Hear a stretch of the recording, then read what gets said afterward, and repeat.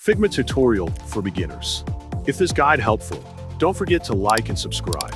To get started, go to figma.com and log into your account. Once you're in, take a moment to understand the interface.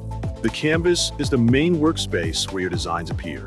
The lower toolbar holds basic tools like frame, shape, and text. On the left sidebar, you'll find your pages and layers. The right sidebar shows object properties such as size, color, font, and more. To work faster, use keyboard shortcuts. Press F for a frame, R for a rectangle, T for text, and O for a circle. Holding Shift makes shapes proportional, and holding Alt draws from the center. Most UI elements are made from these basic shapes. To keep your layout organized, add a layout grid to the frame.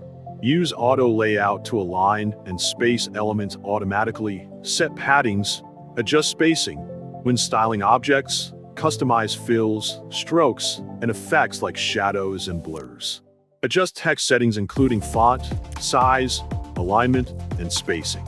Convert elements into components to reuse them, and save colors, fonts, and shadows as styles to stay consistent. To prototype, switch to the Prototype tab. Add interaction and apply animations like slide, fade, or smart animate.